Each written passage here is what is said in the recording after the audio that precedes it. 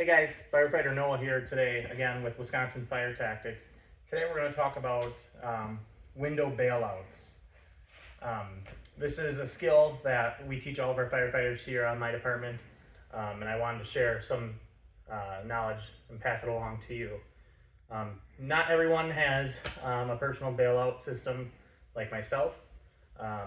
They can be kind of pricey for departments to purchase. But I think it's a piece of gear that if you can get, it can help save your life potentially. So because we don't have a window prop here, we like to use this ladder that we have. This does a pretty good job of representing in between studs as well as a window.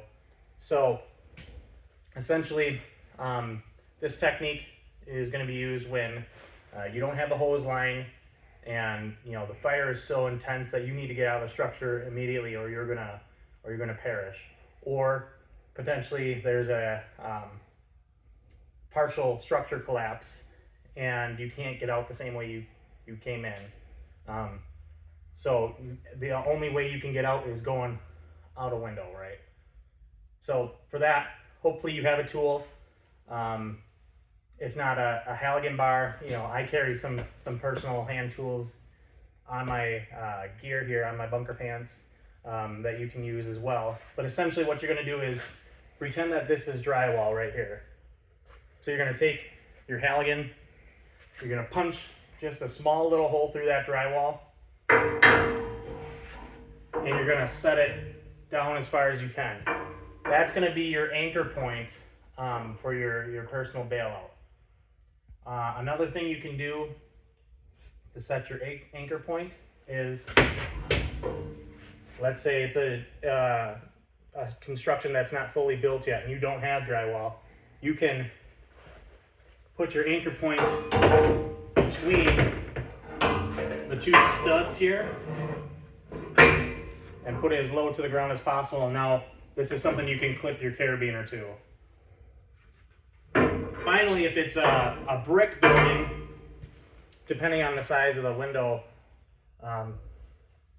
you're not going to be able to punch through masonry with a Halligan. So depending on the window size, you can either put it right up against the window, trying to get that upper and lower portion, or sideways, and then just using force to kind of hold it in place.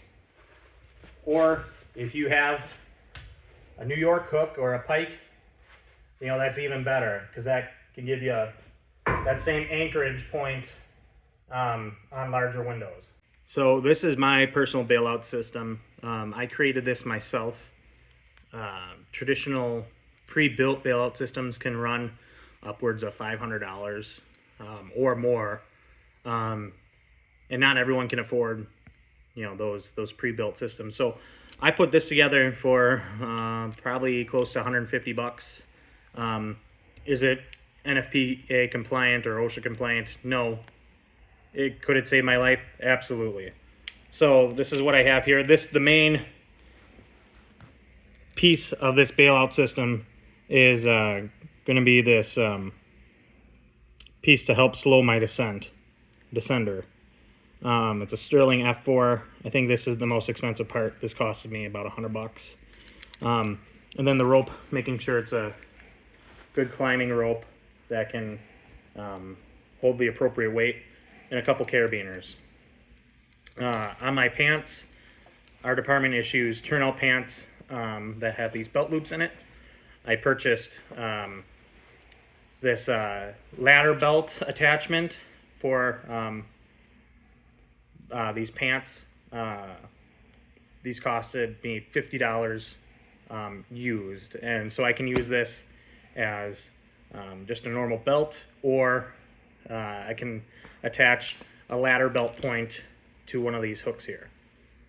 Okay, so I keep my bailout system in my left pant pocket. I'm right hand dominant.